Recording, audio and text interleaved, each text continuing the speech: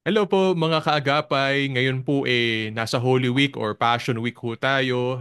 Saan man po kayo ngayon? Maari po kayo ay nasa tahanan lamang. Inaalagaan po ang minamahal nating persons affected by disability. Maybe or you're on a family vacation. Thank you for being here, making time and reflecting upon God's Word. Welcome sa isang espesyal na programa ng God is Able. Tayo po'y napapakinggan, bumabati sa FEBC Radio TV at sa mga nasa social media tulad ng Facebook Live. At bukod yan, kami po ay napapanood din sa YouTube channel ng 702 DZAS FEBC Radio TV at sa ating partner television channel 185 sa GCTV tuwing alas 9 hanggang alas 10 ng umaga. At ang God Disable ay miyembro ng Kapisanan ng Broadcaster ng Pilipinas. Maaari niyo po kami i-message sa smart number 0999-223-5675 at ang aming pong globe number na 0916296620 at maaari din po kayong tumawag sa landline 8654-3322 local 401. Good morning, Philippines. Good morning, everyone. Good Good morning, morning, afternoon. good afternoon, no? Kung saan man kayo nakikinig, no? Brother Paulo, napaka-special ng ating Mm. today because of course we are observing Holy Week and this is really a time for us to reflect on what Jesus did and how do we relate this to our suffering, no, sa ating mga PWDs. Pero before we start, Brother Paulo, may you also want to share ano nga ba ang God is able para sa ating mga first-timers?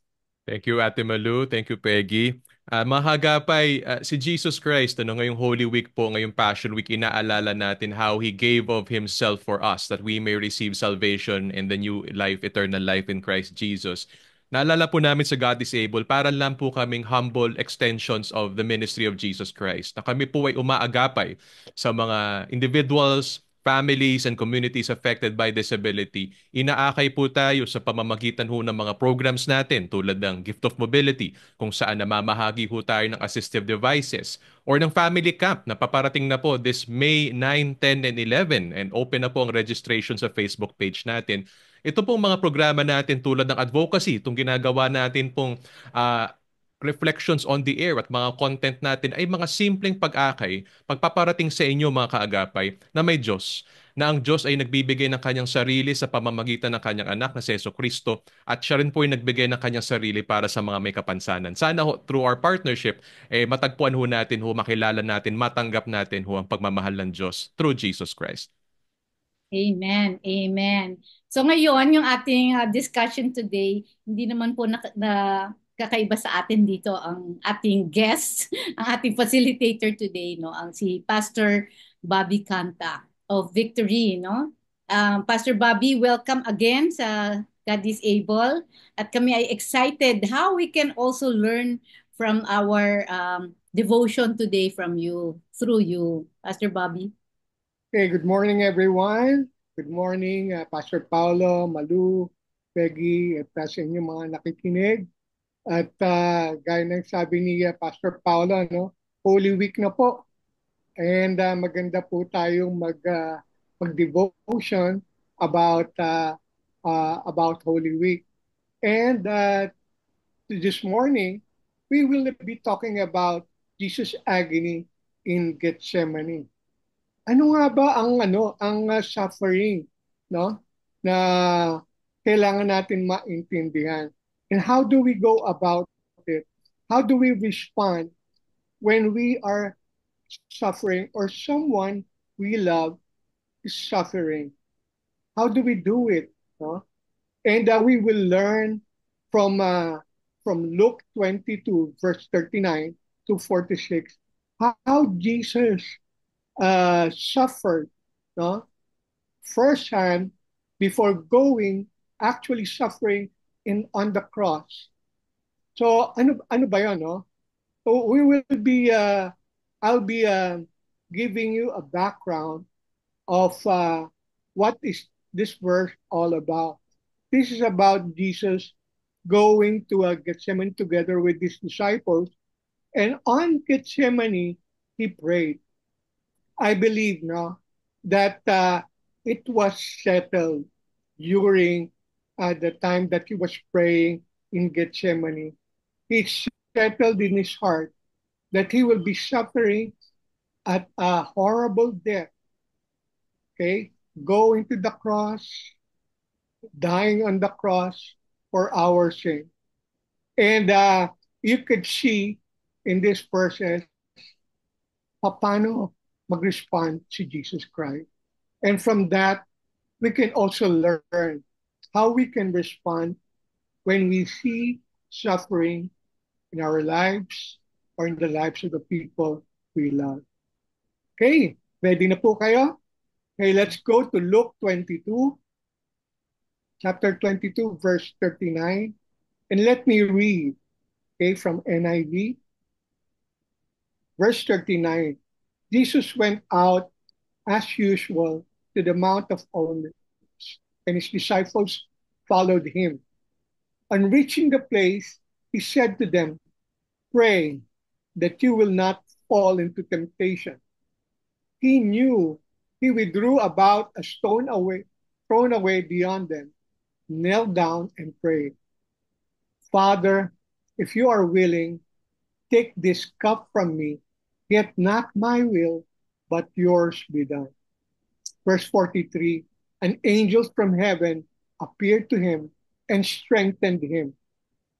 And being in anguish, he prayed more earnestly, and his sweat was like drops of blood falling to the ground.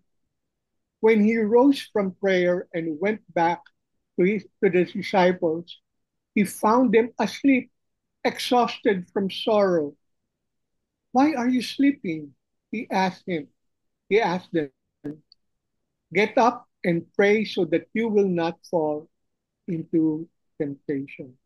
Let's pray. Lord, we thank you, Lord God, for this word, that through this word, Lord God, help us to understand suffering and how to respond to it, Lord God, when we are going through it and we see someone, our loved ones, go through it. In Jesus' name we pray. Amen. I believe, no, in this verse, Pastor Paolo, Malu, Peggy, that Jesus wants to understand what suffering is all about. He show his full humanity, that he can experience deep anguish, no? And he's showing that there's a struggle going on when we are suffering. And we saw it in this verse that even Jesus was uh, asking his father, "Father, no, if you are willing, take this cup from me, this cup of suffering, this cup of going through a horrible death." No? Kasi alam natin na uh, all-knowing and Jesus know what he need to get through, no? In order for him to die on the cross, and it will be a horrible one. Okay, any insight, Pastor Paulo, on this? Thank you, Pastor Bobby, for navigating and helping us journey through this. Siguro one of the more difficult things we have when concerning our relationship, our knowledge of Jesus, is understanding his humanity, because it's sometimes even so hard for us to understand na naging fully human din ang anak ng Diyos. And syempre, dahil we are more than 2,000 years detached, we are just simply relying on the accounts of the Gospels. Hindi naman natin siya nakita, nakausap in human flesh. Parang hirap lang ma-imagine. But it's also a beautiful mystery we have to accept as well and discuss, na naging tao ang anak ng Diyos, that he felt things, he experienced things, at part ng kanyang saving work sa cross ay yung pagdala din ng ating human condition at maging human suffering. Kaya nakakatuwa dito na before siya inaresto, pinahirapan, pinako sa krus, Pinakita dito yung, again, sinasabing Pastor Bobby, yung full humanity ni Jesus, that He feels what we feel. He understands how it is na mawalan, masaktan, maghirap sa mundo. Siyempre, naramdaman niya yung bigat ng kasalanan ho nating lahat na pasan-pasan niya ho on that time. It's just so wonderful that He still chose, as a human being as well, to honor the Father and to die for our sins. Amen, amen, Brother Paulo, no? Ako naman yung aking nakita dito yung yung bigat ng nararamdaman ng Panginoong Jesus na mahiwalay siya sa Panginoong Ama.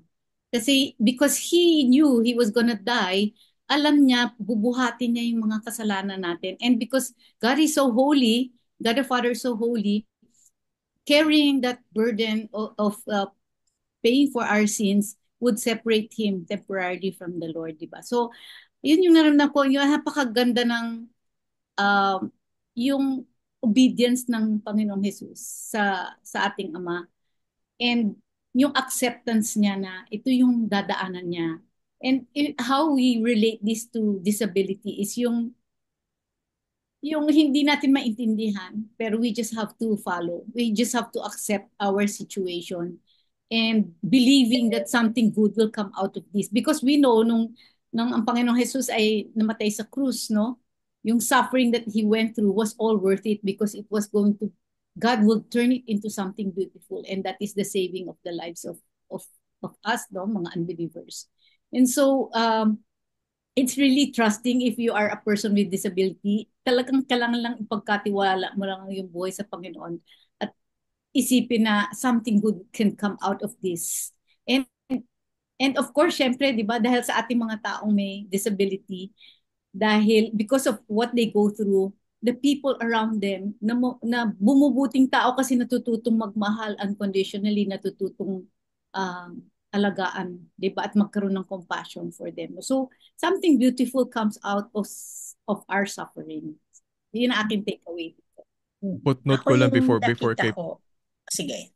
Peggy, before lang, kasi may open up si Malu na something na gusto ko lang dagdagan, and that is yung acceptance of disability. Come to think of it, Peggy, Malu, Pastor Bobby, the thought of being crucified on the cross, being tortured, being physically harmed, is a disability. So tinanggap ni Jesus yung prospect na magiging disabled siya. Painfully so. And number two, yung sinasabi ni Miss Malu, and He was taking our sins. Sin is also a disability. So He was also accepting He has to bear not only external physical disability, but internal disability as well. Kay ganda lang. Thanks, Peggy. Oo. Thank you, Pastor Paulo. Ako yung nakita ko yung sinabi niya na pray that you do not come into temptation. Parang alam mo yung temptation, it might be the temptation of hating the situation. It might be also the situation of falling into sin. Na while, di ba, hating also the situation is falling into sin. Kasi kaya sinasabi niya na pray so that everyone, the person with disability or the people affected by the disability should pray. Napaka-importante kasi na we all together as a family na dapat nandoon yung pagkalinga natin, paano natin kakalingahin ng isang tao sa loob ng pamilya na may PWD kung hindi natin ito ibibigay sa Panginoon? At kahit tayo, yung sarili natin, ibibigay natin sa Panginoon. Kasi pwede nating ma-unlove yung tao Habang alam mo yung proseso na dinadaan natin, pwedeng hindi natin tanggapin, pwedeng ang tayo rin ay hindi tumanggap doon sa pagmamahal na pwede nating ibigay doon sa tao. Kasi magtatanong kayo, ang tendency is to really ask, di ba? Bakit hanggang sa ayaw mo nang magdasal? Kasi nagagalit ka na sa Panginoon. Pero binili niya pray that you do not come into temptation. So, ando na yung bili na go together, pray. Di ba yung disciples ang pinagbili niya? So, ibig sabihin, it's a community. Thank you, Peggy. And ganda ng mga sinabi nila, ano. I want to add doon sa sinabi ni Malu about submission to God's will. No? Minsan talaga, like Jesus, no, we struggle.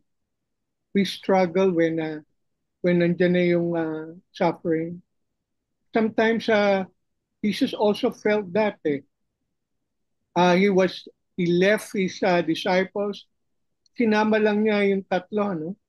Doon sa inner circle niya. And even yung tatlo na inantok at natutulog, And he was thinking that, kasama ko dapat nag-prepare itong mga to.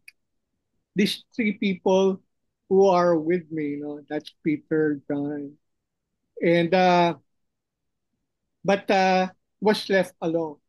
Sometimes we struggle, and we think that in suffering we are alone by ourselves, no? And even the very people who love us are not there.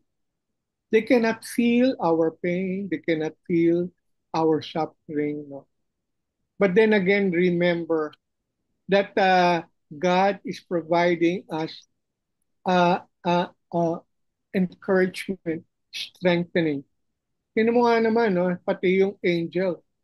The Father sent an angel to appear before the Lord to, to encourage him and showing that the Father is there. He's there. Okay? Maybe sinabi ni Malu na during this time, the Father is turning away from looking at his son because iaakuhin niya yung lahat ng sin ng mundo sa kanya. But then again, still the Father's love was shown when the angel appeared before Jesus. God loves us, whether in suffering or not, and He wants us to encourage to move on, to press on. Isa pa, no, is surrendering to, submitting to God's will. Well, paano ba yun, Pastor Bobby? Dahil ang hirap eh. Ibig mo sabihin, akuin ko na lang. Well, we'll pray for the things that we cannot control. But we also need to ask God, not my will, but your will. When we surrender that to the Lord Jesus, when we surrender that to our Father, that's where the victory comes. You will look at the last part. It's already settled. After struggling to the his flesh. Actually, this is a spiritual battle. There's a temptation, okay, not to drink this cup, not to go through the cross. There was a temptation for Jesus not to do it, but he did because he said, "Lord, not my will, but your will be done." 3 times, 2 times, siya pupunta sa Father, Lord, huwag naman. Take this cup away from me. But then again, ang ganda lang ng prayer niya. Sabi nga ni Peggy, when we surrender to God, it's victory already. Yeah, Pastor Bobby, yung nabanggit mo nga na yung take this cup from me. And I think many of us, that's how we feel, no? When we go through painful suffering, yung parang, Lord, pwede ba wag na lang sa akin, wag na lang through me, or take it away from me, hindi ko kaya ito. Pero, as we reflect on this, na-realize natin na yung suffering pala can bring out the good in us eh. Kasi hindi natin makikita yung kapangyarihan ng Panginoon if we don't go through sufferings like that eh. That's when He displays, yung sabi nga di ba sa John 9:3, that it is through them that I will display my mighty works. And so, when we go through suffering, especially pag meron tayong mga disability or mga pinagdadaanan lang natin sa buhay na mahirap, masakit, inaalaw ng Panginoon kasi that's where He's gonna do His mighty work. Doon niya i-display. Hindi natin makikita yung kanyang kapangyarihan kung walang ganon. And I like also this part na in verse 43 na, an angel from heaven appeared to him and strengthened him. So, His grace is sufficient. Kahit na anong pagdadaanan nating hirap, very enough hindi tayo bibigyan ng Panginoon na hindi natin kaya. Kasi yung grasya niya and His mercy they're new every morning, di ba? Meron lagi tayong tulong. He's our ever-present help. No? So, in our suffering, doon natin nararamdaman ang presensya ng Panginoon eh. Doon tayo nagkakaroon ng reason para lalong lumapit sa Panginoon, yung need natin para sa Kanya. And that's how I feel, when I read this verse na si Jesus was really, he was really begging God the Father, and he needed the Father, and yet he was submissive to his will. So, ang gandang ehemplo para sa atin. Brother Paulo? Thanks, Miss Malung. Ganda nga po na matutunan natin talaga na mag-surrender because may hope tayo. Nakikita natin yung purposes, yung prevailing goodness ng Father sa buhay-buhay natin, Father God. Dagdag ko lang siguro, nabanggit ni Peggy kanina at na-emphasize si Pastor Bobby that the prayer itself is victory already. Knowing God, trusting God, despite the suffering, the disability, is already victory. Siguro dagdagan ko lang din the trusting that you are not alone in your struggle and suffering is also victory and breakthrough. I think ito tayong mga apektado ng kapansanan, breakthrough sa atin to nang na-realize natin na hindi tayo nag-iisa sa struggle na to, sa suffering na ito. Na una sa lahat, in the appearance of the angel, nandiyan ang Diyos.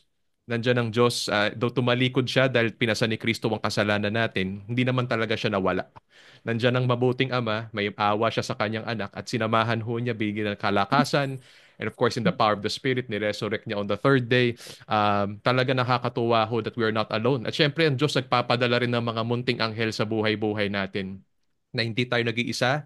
Nandiyan ang pamilya, nandiyan ang church, hindi man tayo perpekto, nagkukulang man din tayo sa pag-aaruga, pagmamahal, pagmamalasakit natin. Pero yung presensya lang natin assures yung mga may kapansanan who are also suffering today that they're not alone in this struggle, they're not alone in suffering. Dagdag ko lang before I turn over to Peggy, yung mga disciples na natutulog. Every time may natutulog sa Gospels, it's really telling us that they are spiritually blind or asleep. Sana ho yung mga nakapaligid sa ating mga may kapansanan, again, family, the church, hindi sana tayo natutulog or bulag. Na number one, na may mahalagang nangyayari, that even in suffering, God is still at work, and there's something, sabi nga ni Miss Malu, something wonderful and beautiful can come out of disability. But if we are asleep, we do not see the beauty and the power of God in suffering, how can we reach out and how can we love and care for yung mga may kapansanan? So sana hindi ho tayo spiritually natutulog sa lahat na nangyayari po kahit sa suffering ho natin. Makaduna no Pastor Paulo. At saka po yung even Jesus, when he was suffering, na parang pinakita din, di ba, na parang kung gaano na yung hirap na nararanasan niya. Kasi di ba parang yung sweat niya is blood na nga.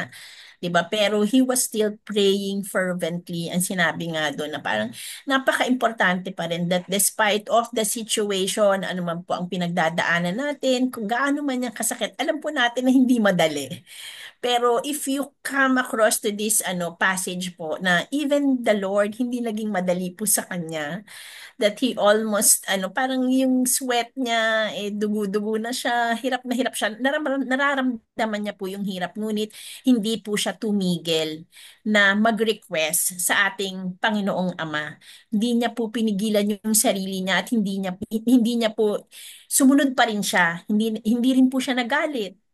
Ang ginawa lang po niya ay sumunod at magdasal. Siguro magtatanong din tayo na kung siya ay Diyos, bakit kailangan pa niya ng tulong sa mga anghel para palakasin siya? Pero dito natin makikita na talagang he was 100% human. 100% God and 100% human. So nararamdaman niya yung need also for strength. No? Kasi siguro iba sasabihin nila na, kung Diyos siya bakit kailangan pa niya yan? No? Pero I'm just realizing here na that he is also, because he is also human, 100% human, nakaka-identify siya sa atin kung gaano natin kakailangan ang lakas din. How much we need also help. Yun. Pastor Bob? Yeah. Well, I also want to stress yung importance of prayer. Grabe, prayer is a grace that was given to us. Kaya, alam mo, we should not be, actually, we should not be talking to a holy God. And wala tayong kay, alam mo yun, as created being. But God gave us prayer when Jesus taught his disciples how to pray. He said, Our Father. Una pa lang eh. Bukang ano pa lang eh. Unang verse pa lang eh. Our Father. He's telling us that hey, you can call the God created everything your Father. He's restoring relationship when we pray. And we should value prayer. We should, it's a priceless commodity of grace. That prayer during times, especially during times of trial like this, no, suffering, it's so important that we pray. Siguro if something comes up, a pain or something that we cannot understand, we go to God. Let's pray. Let's pray because there's strength in prayer. And when we pray, there things happen. Maybe the healing that we are uh, longing for a long time will not come, maybe, but there's peace. No? There's joy in suffering. Di ba nga, when Jesus calmed the storm, in the midst of the storm, there's calmness. And we can learn from Jesus that through prayer, uh, there is there's strength, the weakness will dissipate, and you reconnect to the one who knows how to go through suffering. Pastor Bobby, ang ganda lang ng I was thinking about while you were talking about and emphasizing prayer. Yung character ng prayer ni Jesus dito is also very insightful and inspiring sa atin that kahit yung anak ng Diyos ay pwede ho maging honest tungkol sa naghihirap siya. Ayaw niya tong karanasan na to, tong hinaharap niyang pasanin, tong hinaharap niyang pagbibigay ng kanyang sarili painfully on the cross. Hindi to something na nanaisin ng kahit sinong tao. And again, Jesus being 100% human is also being completely vulnerable and honest before his Father. It's an invitation for us na pwede naman po pala tayong magsabi ng totoong na pagdadaanan natin, iniisip natin, nararamdaman natin sa Ama. And wala pa nga pong parang ano rito eh, wala pang um, parang bawi kumbaga. Usually when we pray, we're expecting na I feel good after prayer, meron ng reconciliation after prayer, meron ng restoration, may nangyari na in relation to the Father, but it was when he said if you would take this cup from me. So parang nakikipag-negotiate pa siya sa kanyang ama. It was after that statement that the angel came. And so this kind of reminds me that even as we struggle in faith, as long as we are honest about it before God, and as long as we put our faith in God, in Father, answers to prayer still come. God is still able and faithful to answer prayer and honor our most vulnerable, sometimes even most struggling and broken kinds of prayers. So it's an invitation for us to come as we are, to come to Jesus, and talaga pong yoke with Him, partner with Him. Yeah, yung word dito na brother Pastor Bobby, no, yung word na anguish and being in anguish. Pag dinescribe mo parang when you watch the Passion of Christ, 'di ba? Yung parang understatement yung word na anguish eh. Kasi talagang unimaginable yung pain na dinanas ng Panginoon. Hindi ko ang galing lang ng movie rin na yun kung paano nila pinakita yung and sabi nga nila it was even worse than how it was shown in the movie, no? And I think only it just proves that he is a God who is able to go through that kind of suffering kasi parang sa sarili kong ano lang parang hindi kaya ng human being yung pinagdaanan niya eh. Hindi I think no one will also agree na to go through that, 'di ba? It was even worse than those two. Feeling ko mas worse pa kesa dun sa dalawang thieves na nasa tabi niya eh, yung pinagdaanan niya. And he saw that That's why because he was God, he could see what was going to happen in the future. Nakita niya ito yung mangyayari sa kanya. And there was, yung anguish pa lang niya, hindi pa nga nangyayari, may anguish na eh. Kasi alam na niya yung mangyayari sa future. So, pero tayo, minsan, we can be like the disciples, di ba? Yung exhausted, sleeping. Hindi tayo minsan nakaka-identify sa isang taong nagsasuffer. Because, naturally, we're very selfish. Just like the disciples. Hindi nila nakikita yung depth ng pagmamahal ng Panginoong Jesus para sa kanila. Now, He was willing to die. And ang naisip lang nila, syempre yung comfort nila. And we could be like that with our families affected by disability. Hindi tayo nakikita natin, tanggap natin, pero hindi natin talaga nararanasan yung ano ba talaga ang pinagdadaanan nila. But, and through them, God is really teaching us also that we should not be complacent, no? We are not to be complacent with our spiritual walk. We are not to be complacent in being what would you say, yung wala tayong compassion para sa mga taong may disability. Binigay yan sa atin for a purpose No, katulad ko na isang ina, binigay yan sa akin. So I cannot just complain. And the Lord really teaches me. Alam niyo po yung anak ko na hindi natutulog sa gabi dahil nag-insomnia. 2 nights na hindi siya natulog, no? Kasama ako dun Exhausted din ako kasi hindi din ako makatulog dahil sa kanya. So, maraming tinuturo sa akin ng Panginoon through my daughter, no, na who also goes through suffering, who has a hard time sleeping. And so, through that, nakaka-relate ako ngayon na ang hirap pala nang hindi nakakatulog. Peggy?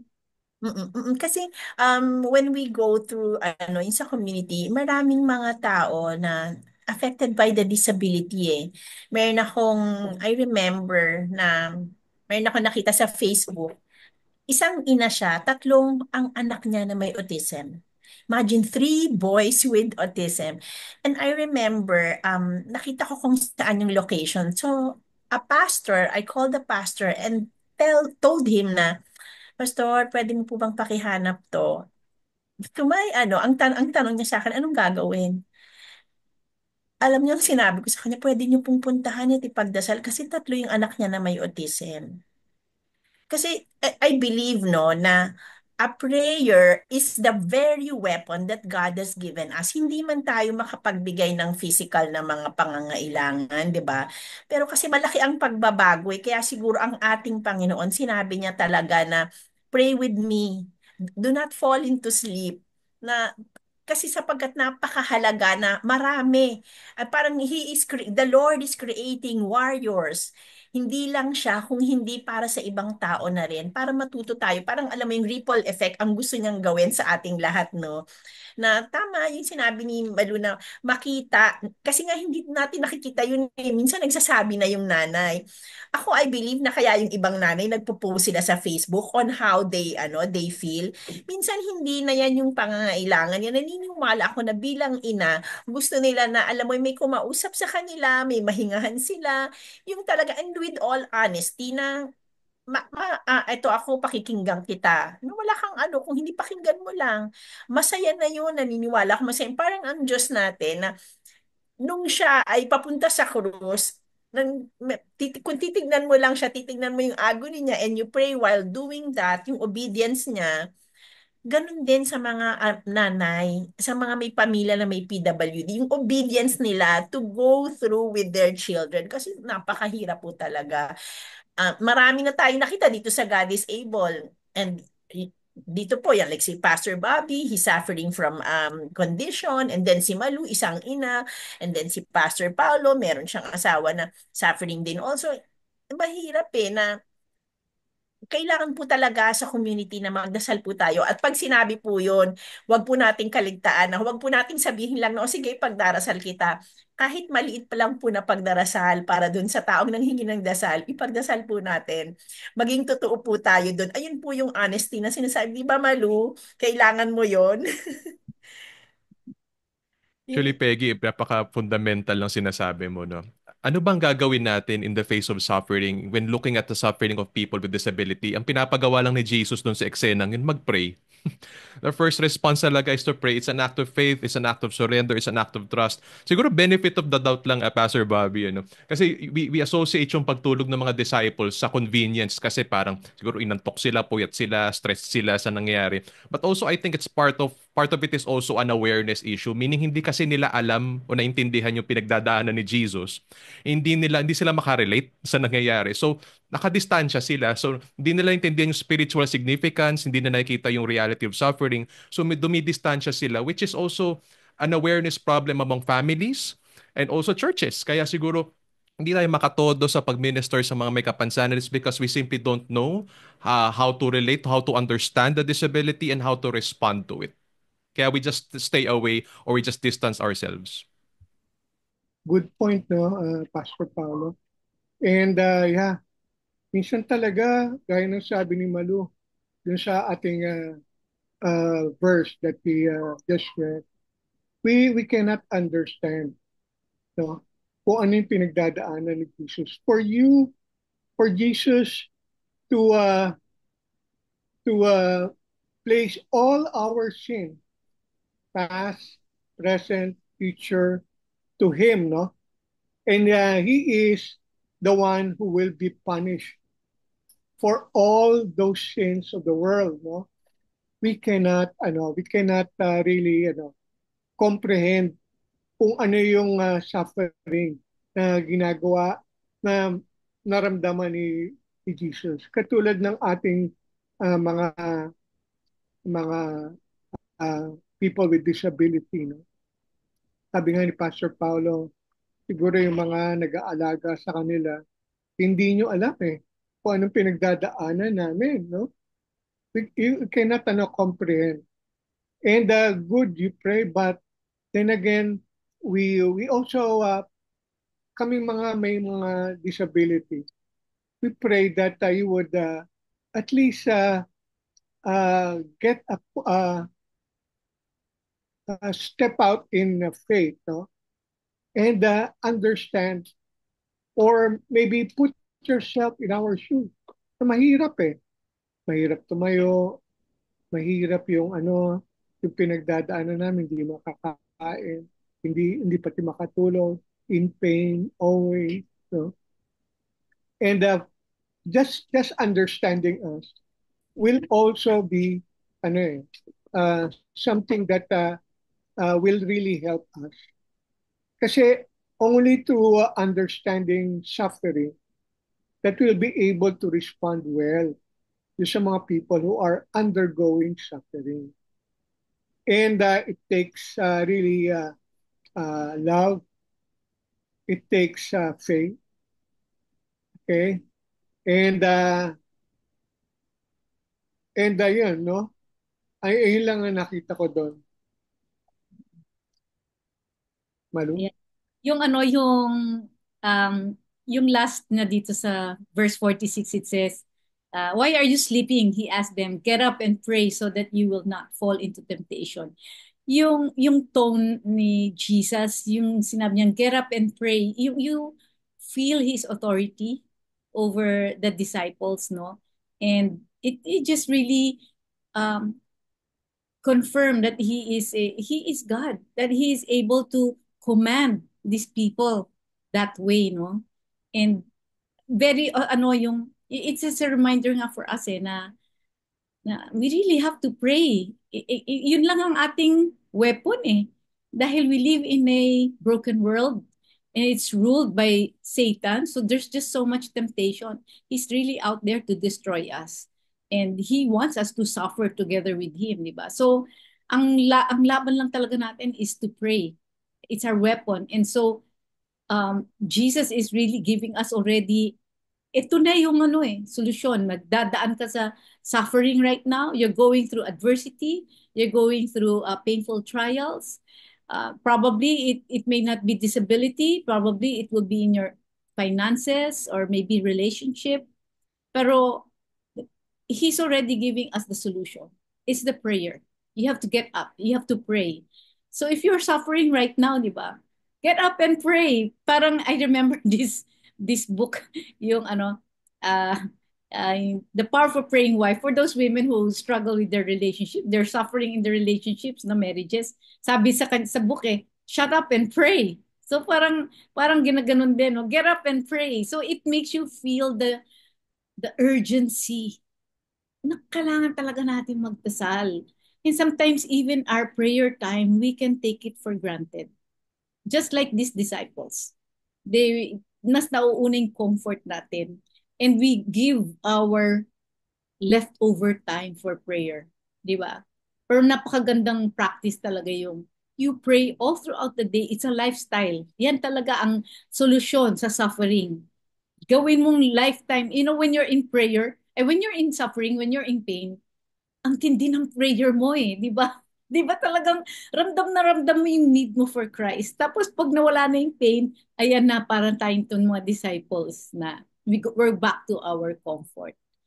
But again, Jesus reminds us, get up and pray. Don't fall into temptation. But, nice reminder, Miss Malo. Magandang prayer item ngayong Holy Week. I'm sure kasi everybody would like to find time, kahit nasa vacation kayo. I'm sure naman in our good hearts gusto na natin mag-commune with the Father, to commune with God. Siguro i-emphasize ko lang doon sa statement ni Jesus, get up and pray so that you don't fall into temptation. Napaisip ako, ano kayang temptation yun at ano kayang sin ang nag-aantay if we do not pray? And siguro one of the sins among many to which we can fall into is the sin of unbelief or lack of faith or lack of surrender and acceptance sa mga nangyayari. That if the disciples do not pray but ultimately do not surrender themselves to the Lord, hindi talaga nila makikita yung kahalagahan ng suffering, ng passion at ng giving ni Jesus. At kung di mo naintindihan, hindi ka rin makikiisa. You will not partake of the suffering, you will not understand the meaning of it. You will not partake of the blessing as well. You will not understand the significance of salvation. And yun nga nangyari, nag-suffer din ng disability yung mga disciples in a form of unbelief and talagang sobrang emotional struggle. They were missing in action during the crucifixion and the death. In fact, in one account, ang una nakakita o napagsabihan ng resurrection ni Jesus ay mga kababaihan by the tomb. So where were they? Certainly, we are all being warned but also being encouraged here. Especially kapag nakikita mo ang disability sa family member mo, sa sarili mo, sa tao sa lipunan, sa community. Huwag tayo sumuko sa Diyos o sumuko sa kanila. Huwag tayo pangunahan ng lack of faith or unbelief na wala nang gagawin ng Diyos, na walang mabuting mangyayari through suffering or disability, na tapos na ang plano ng Diyos sa kanila. We have to pray so that we would believe and trust and surrender sa Heavenly Father, sa sovereign God natin.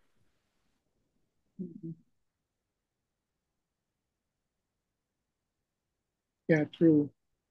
Siguro, last point na lang, no? Yeah, through these verses, we can see the cause of our redemption. Na talagang yung spiritual weight of sin is really ugly. And even the Lord Jesus, was in anguish when he was taking all of our sin. That's why he was so anguished. That's why he was suffering. Actually, sabi nga sa sa Bible that during the time that Jesus was going through the cross, getting flagged down, carrying his cross, and being nailed on the cross, he was silent. Hindi umaray. And why? Because it was already settled here in Gethsemane. He knows that going through the cross is only parang well, sa kanya it's already settled. This is the time talaga that he struggled,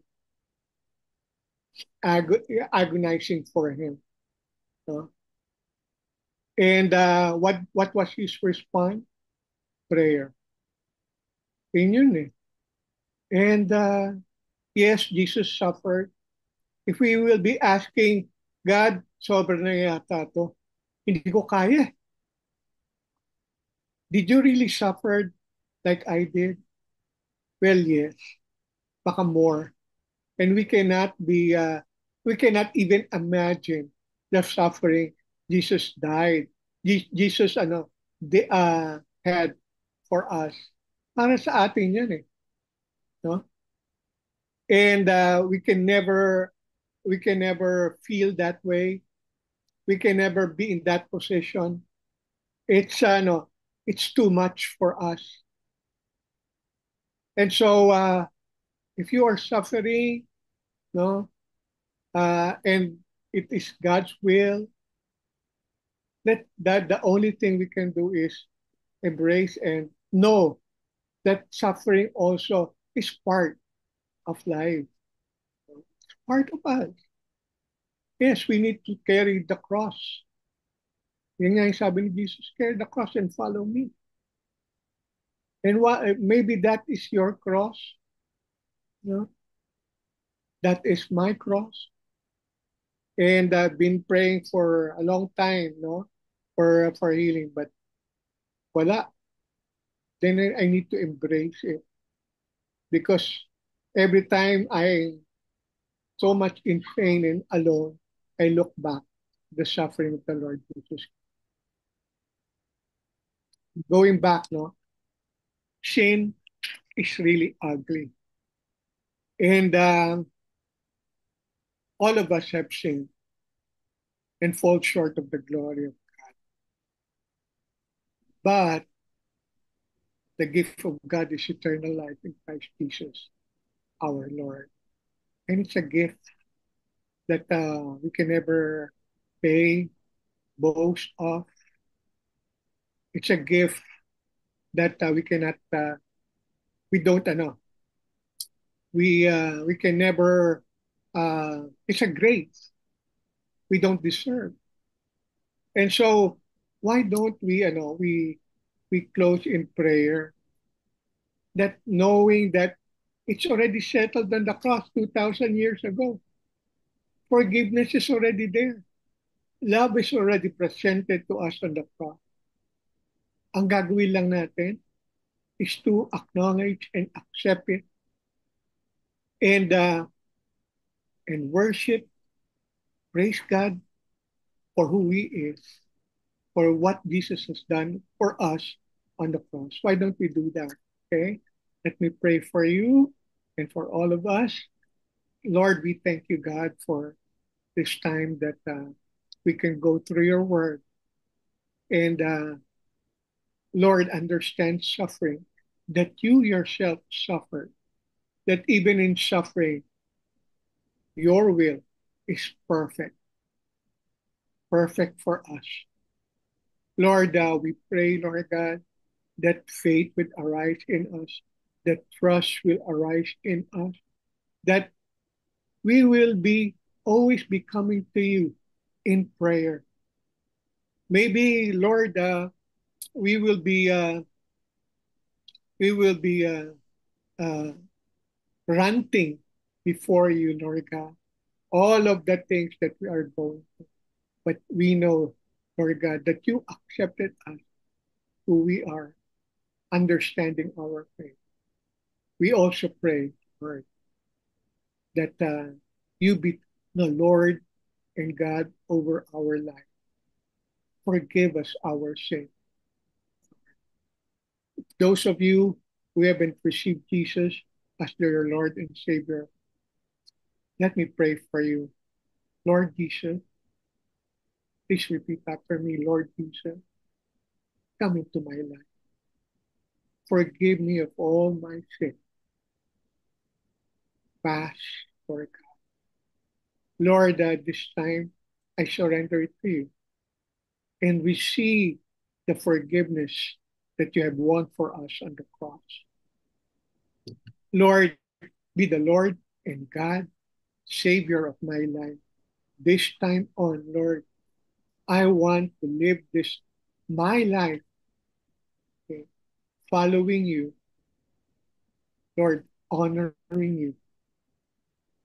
Holy Spirit, help me, help me, help me to live this life. in accordance to the way, the will of God.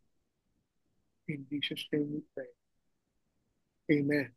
Amen. Amen. Amen. Napakagandang prayer, and thank you so much, Pastor Bobby, for facilitating our devotion today. Napakagandang time for us to reflect, because it's Lenten season, it's Holy Week next. Itong Holy Week na po, at si Jesus ay magre-resurrect din. He resurrected 3 days after. So that is our hope. Yung ating hope na kahit meron tayong suffering, one day we will also resurrect and be with Jesus Christ.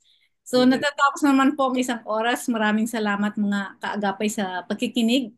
Ito po ang programang God is Able, Servisyong PWD. Ako po si Malu Tiongson Ortiz. Maraming salamat sa inyo lahat. Again, samahan kayo ni Lord at nawa, bigyan kayo ni Lord ng mahalagang prayer time. Paulit-ulit natin binabanggit, pray, get up and pray. Nawa ho, this week will be a really opportunity for us to have breakthrough prayers. Salamat po sa mga nakikinig sa FEBC Radio TV, sa Facebook, sa YouTube ng FEBC Radio TV. Ako po si Pastor Paulo Sanchez. Ako naman po si Peggy Lotto. Kami po ang programang God is Able, Laanay Katatagan at Pag-asa sa mga Filipinong PWDs. Maraming salamat from disability to possibility. Maraming salamat po. Thank you. God bless po.